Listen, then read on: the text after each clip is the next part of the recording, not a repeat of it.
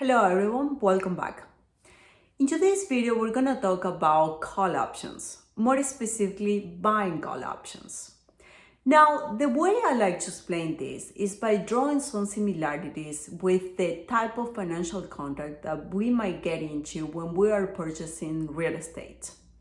You see, real estate is much more intuitive, and I'm assuming that probably there are more people out there that have done it before rather than dealing with option contracts. Okay, so jumping right into the example. Let's say you are in the market to purchase a house. You have looked around and you have found the house that you want to purchase. What is the first thing you do? Well, after initiating the offer, after the offer is accepted, you basically, as the buyer, give the seller some money. The official name of this money is what we call the earnest money or due diligence. Giving this money to the seller allows you to initiate the contract with the seller. And it gives you some time in order for you to do some due diligence, go get financing, do some inspection in the house, etc. Nevertheless, at this point, you will receive some paperwork, basically the contract, but of the purchase that you are trying to initiate. In this paperwork, in the contract itself, you will find some clauses. You will find some clauses that state, for example, the sale price of the assets, the price of the house you want to purchase. You will also find some clauses stating the timing of the contract. So normally 30 days, sometimes 45 days. And you will also find that initial deposit that you have paid the seller in order to get into the contract. Well, in much the same way, we have the option contracts, more specifically the call contracts. Whenever we buy a call contract, we are getting into a contract with a seller in order to buy a stock, more specifically 100 shares of a company. But you will find the similar components as with the financial contracts for real estate. You will find, for example, that the sale price is stated. So you will find the strike price, meaning the price at which you want to purchase the stock. You will also find some timing associated with the contracts. Some option contracts expire in the same day, some option contracts expire within the week, month, and much longer.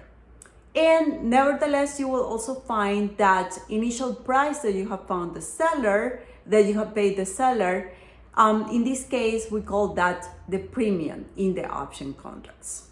But what I want you to understand here is that an option contract, a call contract specifically, is the same as the financial contracts that you might get into when you are purchasing real estate. All right, so now that we established that similarity, let's say, for example, you're still in a contract to purchase that real estate and something happened in the market, something have changed, the environmental conditions have changed. Say, for example, the sellers find out that somebody very important is gonna move next door. Say Jeff Bezos is gonna move next door. Well, now they don't want to sell the house, or they want to sell the house at a much higher price, but they are in a contract with you, the buyer. So what do? They offer you to buy you out of the contract. Obviously, they have to offer you a lot more money of what you pay than what you paid when you got into the contract with them. So this is a situation where you can see that the price of the house, the price of the asset itself have increased, and therefore the underlying contract of that asset have increased in value as well. Now, let's say the opposite happens. Something happened in the environment and nobody wants to live in that neighborhood anymore. An environmental condition appeared. So now everybody is putting their house for sale, and you find out that there is a house next door, in fact, the same exact house or very, very similar, that is being sold at half the price. Now you have two options, of course. You can still continue with a contract, or you can walk out of the contract because now you have more information about the house itself. You maybe decide that you don't want to live in that neighborhood at all. Or you can walk out of the contract and you can go and buy that other house that is the exact same house, but you are now going to purchase the house for half the price. Obviously, in this case, you can see that the price of the asset that you're planning to purchase have decreased, and therefore the contract that you hold with the seller has also decreased somehow in value.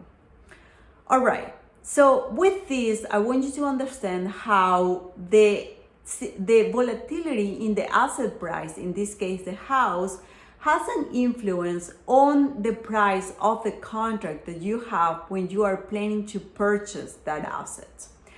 Now, obviously in real estate, this doesn't happen in such a volatile way as with the stock market. Within 30 days, the price of a house might be exactly the same or might change by just a very, very small percentage. But in the stock market, obviously we know that the stock price can be very volatile. It can change a lot on a day-to-day basis or even intraday.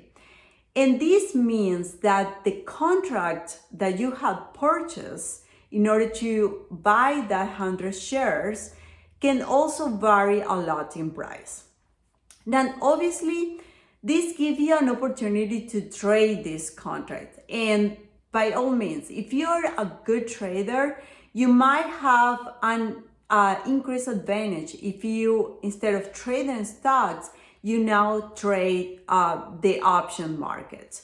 Obviously, you gotta have other factors in consideration, for example, the timing, because you not only have to worry about fluctuations in the stock price, but you also have to worry about expiration dates or the timing that you have left in the contract that you want to trade. But by all means, like I said, if you are a good trader, this might be a good strategy for you. In my personal case, and I want to be completely honest with you, I don't trade options. Specifically, I don't trade options that are just in the short term going to expire. I like to use options as a way to also buy assets, such as with the case of the house, or sell assets. And I want to use options in order to get in and out of those assets when I have enough time to make a decision and when I have enough control over the price at which I want to purchase the asset or sell the assets. But we're going to talk about all of that in future videos. For now, I just want to leave you with this. If you are really good at trading, buying call options or buying any other options might be a good strategy for you.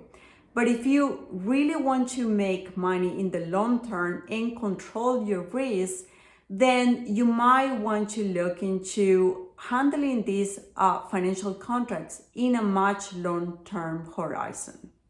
All right, that's all for now, and I will see you in future videos. Thank you.